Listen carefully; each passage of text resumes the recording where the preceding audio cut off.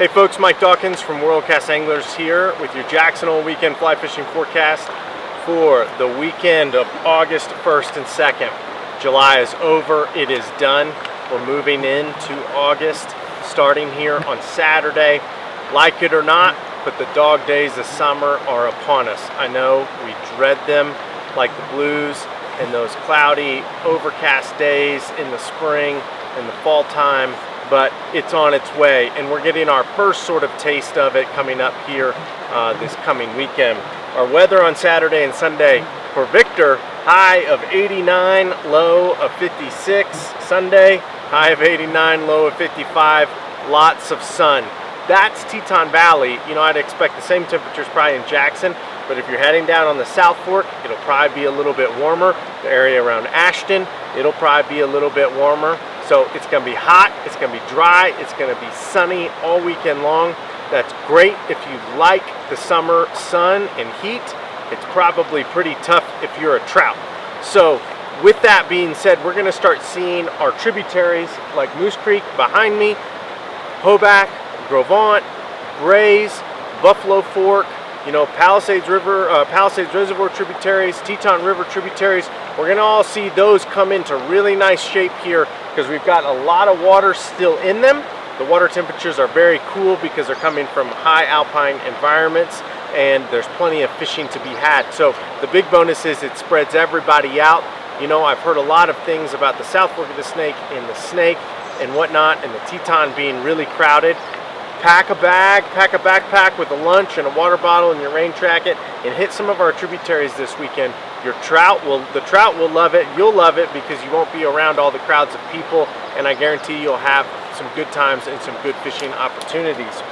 With that being said, the dog days of summer, be on the water early when water temperatures are the coolest. Land your fish quickly. Use strong, tough, thick leader and tippet to land those fish as quick and as efficient as possible. Not every fish needs a photo. Wet your hands if you're going to be holding your fish, and also stop fishing if we start to see some of those water temperatures rise to 66 degrees. 65 degrees is sort of one of those thresholds as well. So, you know, go home, cut the lawn, drink some beers on your back porch, work on your suntan or something like that. If you're seeing water temperatures get above, you know, 65, 66, it's time for those other activities.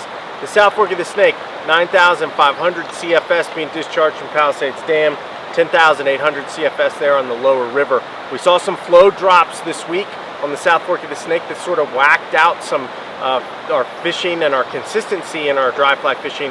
But after that cloudy day, we heard some good reports of some awesome dry fly fishing. Big dries, small dries, all of it. I think it's going to be more challenging coming this weekend with it being sunny and hot, but I would concentrate more with your dry droppers. The PMD fishing on the riffles has been really good, but the fish are getting quite technical. So look to your CDC patterns, your Spring Creek patterns, and things like that to be really efficient there on the South Fork of the Snake. When we get these water drops, it really sort of starts to kickstart some of those Goldens and a couple of those Mutants in here and there. So those dawn patrol missions on the South Fork of the Snake can be quite productive this time of year. The Snake, 2,410 CFS being discharged from Jackson Lake Dam, 4,460 CFS going into Palisades Reservoir before the Salt and the Grays. The Snake continues to fish in true snake form, if not getting better. Dry fly fishing is very consistent. Dry dropper fishing is very consistent. Foam fishing with hoppers and leftover stoneflies and things along those lines has been very consistent. So be on the lookout to see the Snake fish really well here into the month of August, when a lot of our other rivers have sort of had their glamour shots here in July and need a little bit of a rest during the dog days of the summer. Teton in the valley, 344 CFS around Driggs, 651 CFS down there around St. Anthony. The Teton is still holding strong. We're still seeing really good hatches of PMDs.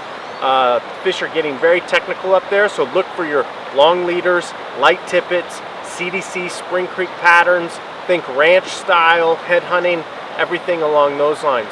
Dry dropper fishing up here in the valley has still been really good. We're still seeing some leftover yellow sallies, caddis, and the beginning of some of our terrestrials, hoppers, ants, beetles, and whatnot. The canyon section is still fishing really well as well with big foam, dry droppers, you know, small dries, tractor patterns, and things along those lines.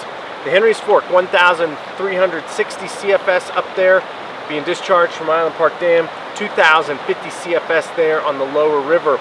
We saw a flow decrease come out of Island Park Dam this week, which is a good thing. Things were pretty high up there for a little bit as consumptive water users were calling for a lot of water. Box Canyon is still good with dry dropper fishing and streamer fishing and your technical nymphing, double nymph rigs, rubber legs, bullet quills, tungsten tactical jigs, anything along those lines. The ranch has still been pretty good and should be a little bit better with its dry fly fishing opportunities after the flow drop.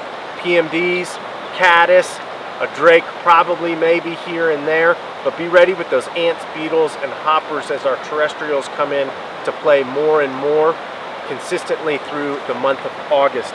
The lower river, things have been good, but we're seeing weed growth at its highest. We're seeing warm water temps, as I was just talking.